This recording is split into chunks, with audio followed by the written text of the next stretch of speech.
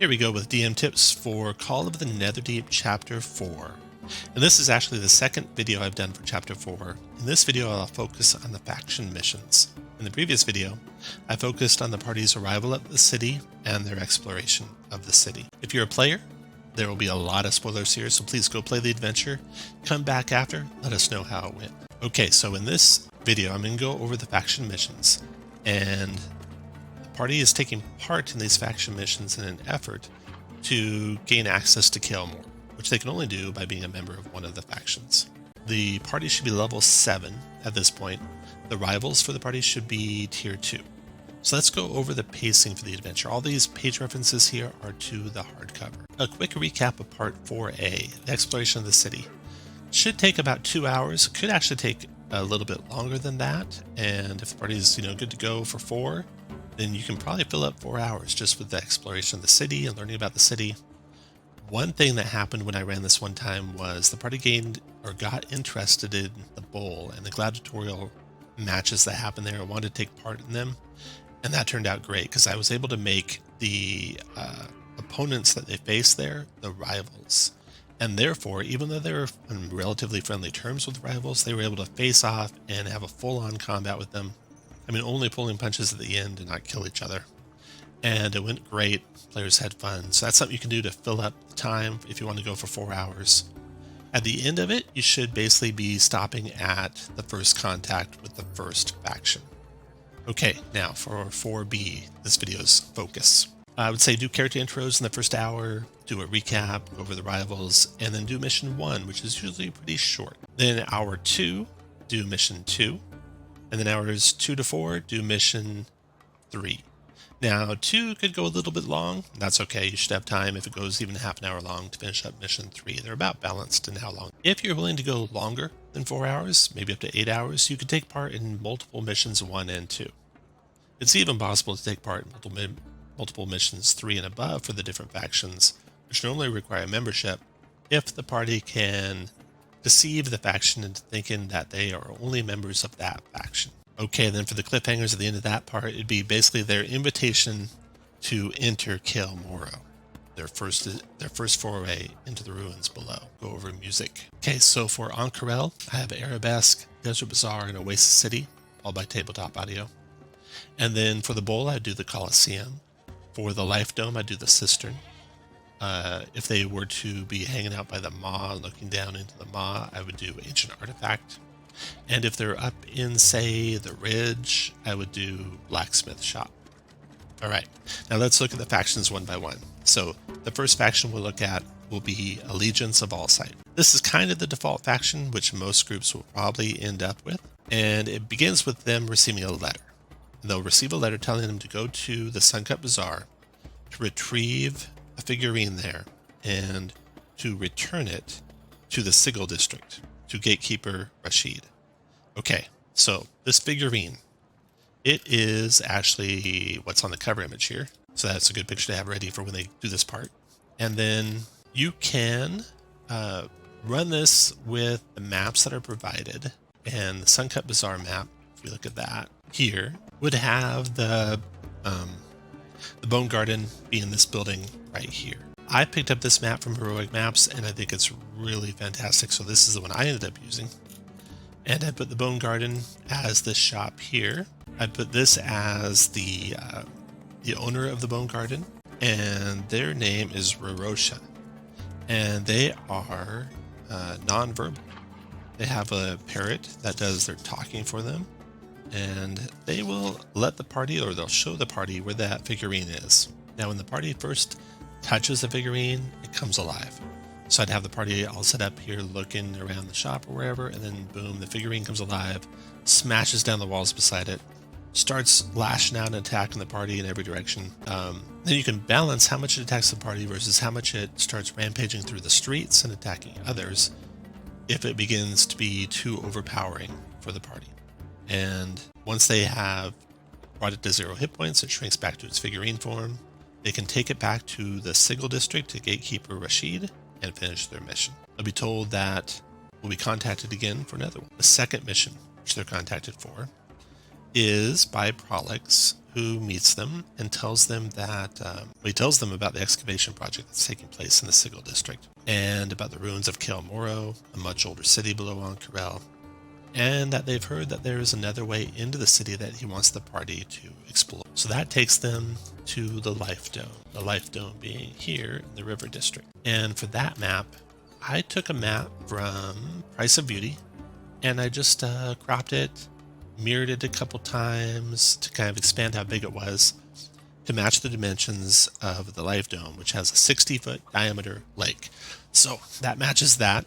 Players will have to use their imagination a little to think the walls are crystal around the perimeter of it. These black lines are the crystal bridges that cross over the top of it. And when the party arrives there, they'll meet Carlisle. Carlisle will be able to share with them some more information about what might be going on below Ank'Harel. And of course, he'll be just enthusiastically giving them the guided tour of how the Life Dome works. Then he realizes his key is missing, which he used to get them into the Life Dome. They go to start to try and find it, and then boom, invisible stalkers will erupt and attack. Now, in the adventure, it has them push everyone out of the Life Dome, and they fight into the canals. I just kept it in the Life Dome to have that fight. And 2 invisible stalkers can be pretty difficult for a party. So if you're not positive your party can handle it, I would start with 1 of the invisible stalkers and then have the party come against the other one if they do well enough. Invisible stalkers there. Okay. Then when they have defeated the invisible stalkers, they will return to the Allegiance of All Sight and be offered membership. Now this is where, if you want your party to do multiple missions, you could either reskin the other missions to make them part of the Allegiance, and you can do the same in reverse for all the other factions, or they can go work for the other factions for a little bit and find out if they like that or not. But after this mission, they have an offer on the table to join the Allegiance of All Sight. Now, if they do, they will become members. They'll get the member benefits for joining. And then just a little bit later, they will run across Prolix. Prolix, who's coming through the city streets, walking through the city streets, trying to follow them, basically in an effort to contact them, because he is afraid he's been set up. He's afraid someone set him up for the attack at the Life Dome. And he begs the party to believe him, and assume they do. He tells them that they can go talk to his friend, who's bookkeeper Kime, at the Omnival Library in the Sigil District, and research who could have done this. And when they do that research, they'll find out that some of the Ruidium items are going missing. And there's some inconsistencies in the books that are pointing to Professor Limmelwist. They can go there to talk to Professor Limmelwist after that, or they can talk to Limmelwist's acolytes. And I have that set up in this map right here. A couple of acolytes sitting at a table. The party can come in through these doors here. And then Limmelwist up here is in their office. Should a fight break out and they push past the acolytes and go to Limmel and attack her, she'll try to fly out one of the windows of the office there. They can also go to Alakritos, the headmaster of the Allegiance of All Sight, and make their accusations there. If all goes well, then they'll be able to keep the Ring of Red Fury, and they'll be invited to the next faction mission, which I'll cover in Chapter 5, The Drowned City. So that is the first faction. The next one would be the Consortium of the Vermillion Dream. Their first mission begins when the party receives an unsigned letter. It is telling them that they have a mission to test their abilities, and don't try and contact them until they've fulfilled it. So there's rumors about a ghost haunting a shrine to the Wild Mother in the Sigil District in the dark hours. Assuming the party goes there, they will find it's just a commoner there who's been given powers of some minor spell casting. Should be relatively easy to overcome said commoner and to bring them back to the First Eclipse Tavern, where they're treated surprisingly well by the Consortium of the Vermillion Dream, and the party completes their first mission.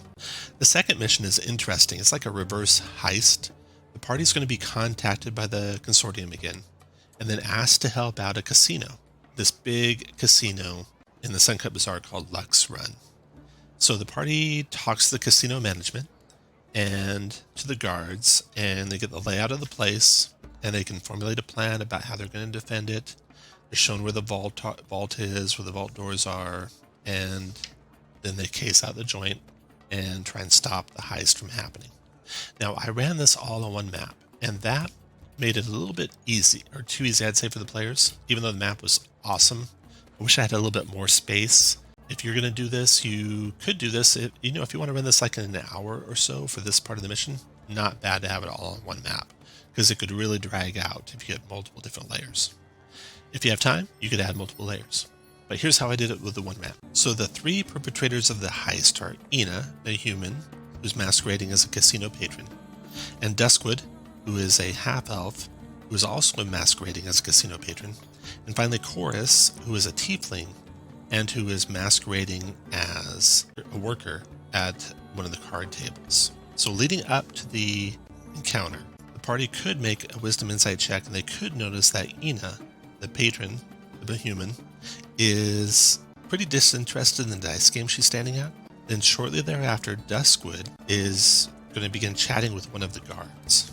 And when he does, a character who succeeds in a 15 wisdom insight check could notice that he's actually watching someone over the shoulder of the guard. Then characters who are on the floor and who know thieves can't, or that have a passive wisdom of 15 or higher, could notice the thieves starting to flash hand signals to each other. At which point, Chorus, the card dealer, is going to excuse herself from the game, and I had her go toward the employee area, which I had as being this room. Idea being that when she got in that room, she would consume her potion of gaseous form and then escape through the top of the door, merging with all the pipe smoke and other smoke at the top of the casino roof, float on over to the vault, which I made this room here, go through some of the money tubes that go into the vault, and then when they emerged in the vault, they could take the coins and such, throw it into the bag of holding. All the time while she's doing this, the other two are causing a distraction inside the casino. Ina's going to stand up from her seat, start berating the guard whom Duskwood is chatting. And then as the casino patrons try to break up the fight, Duskwood's going to lift the casino master's key from their pocket, and the characters might notice this if they make a DC 14 wisdom perception check. Then Duskwood, with the key, is going to, in the crowd, use their hat of disguise to change their form to take the form of the casino person. When they arrive at the vault, they'll use the key to go into the vault. Inside the vault, Chorus has dismissed her gaseous form, dumping the gold into her bag of holding, then uses dust of appearance to become invisible. And then Duskwood, who's disguised as the casino manager, unlocks the vault from the outside, pretends to inspect the interior as Chorus escapes, and shuts it again. All the while that those two are doing this, Ina's going to faint into one of the guards' arms there to cause another minor distraction, while Duskwood and Chorus can leave the casino. And then Ina will try to leave the casino, just go get some air, and they'll be gone.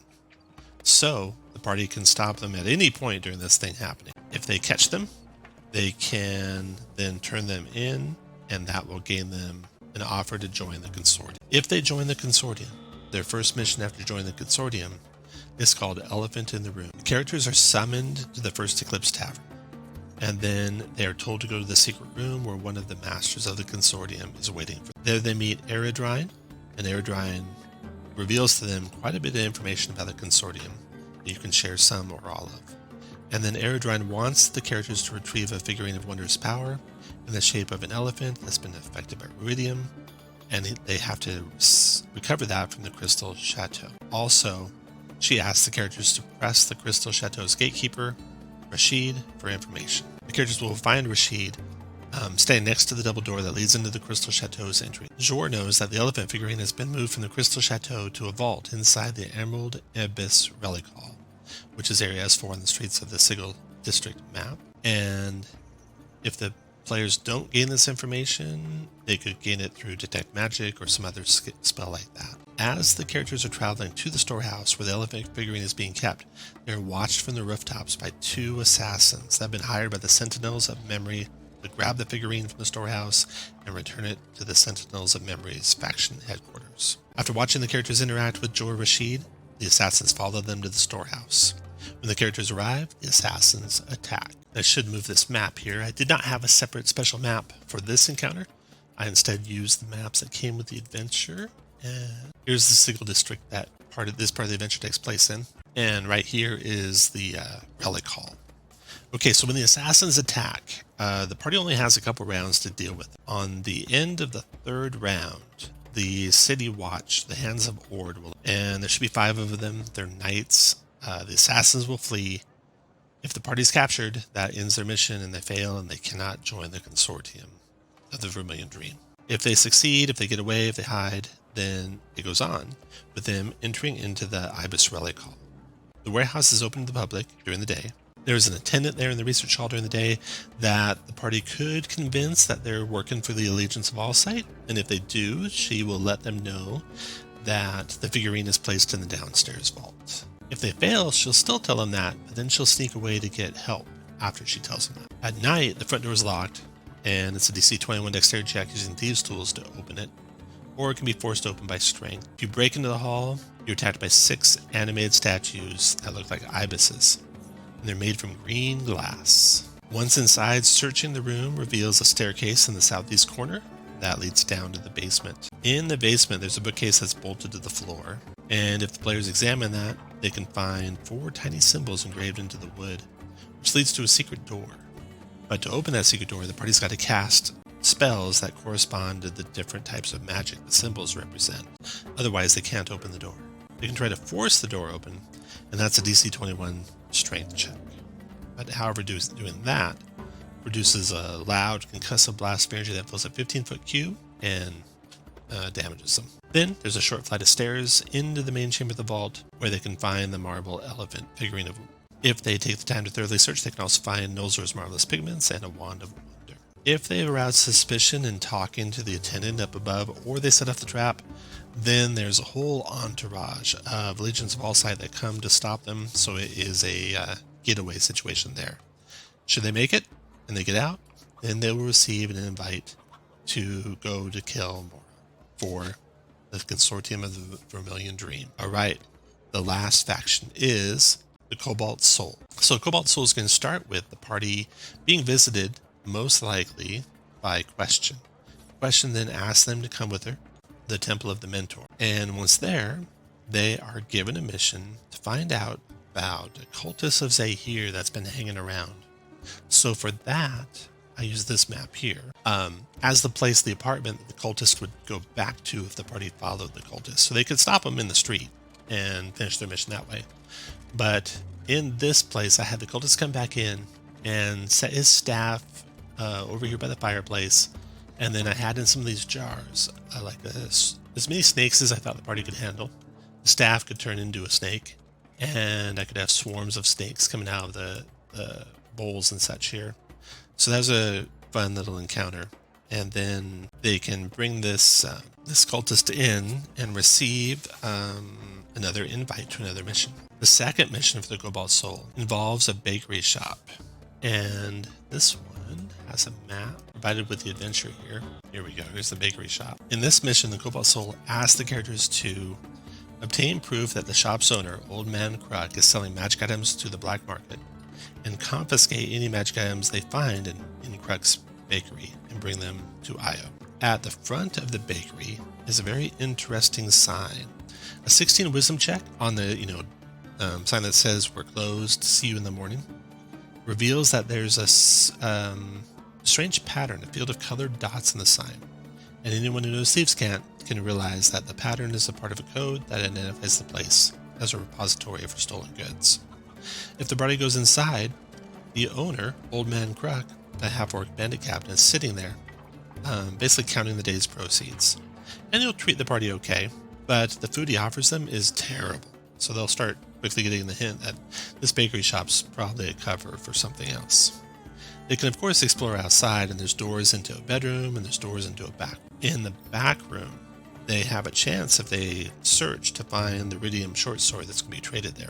If they tell Old Man Kruk they're interested in the trade at all, he will let them hang around until an individual named Ashan shows up to purchase that Iridium short sword. Now, at any time, the party can shut this down, take in Kruk, take in Ashan, take the sword, bring it all back to the Consortium of Vermillion Dream, and that will give them an invite to Mission 3 and to join the Cobalt Soul. Assuming they accept and they go on Mission 3, the third mission is to infiltrate the headquarters of the Consortium of the Vermillion Dream, which is in the First Eclipse Tavern, and to find out anything they can about their research about ruidium. And if they come across any magic items in the Consortium, confiscate them and bring them back to the Temple of the Mentor for safekeeping and examination.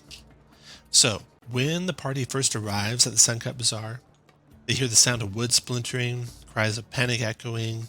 Suddenly, those are drowned out by trumpeting roars of elephants as two red crystalline elephants come into the city streets, smashing through stalls, striding down the street toward the party. So this is a difficult encounter. This is two ruidium elephants. One was hard enough, so I would definitely have one engaged in just destruction and only one fighting the party at once. So once the party overcomes these elephants, they can follow the trail of destruction, and it leads right back to the First Eclipse Tavern. Once they get there, they may go inside, and when they enter, the Dragonborn keeper there barks, "We're closed," and expects them to leave at once. And if they don't, Kelker is also there, and he says, "Leave now or meet your doom." If they don't, a battle erupts. Assuming the characters are victorious, they then can return to the Temple of the Mentor, and they are offered the fourth mission, which is to enter Kael Morro.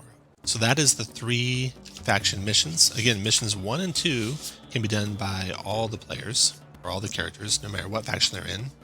And if you're just running it, maybe they're focused on one faction, you can even mix in some of the other faction things. So they're pretty generic, and you can change a few things around. Mission 3 for each of the 3 factions is basically for that faction alone, and the players will be locked into that faction when they start it. All right, my next video will be Chapter 5, The Drowned City, which is pretty cool. We're nearing the end of the adventure. It's coming up faster than you think. I hope you're having a great time playing this or running this, and come back again for the next installment. Thank you very much.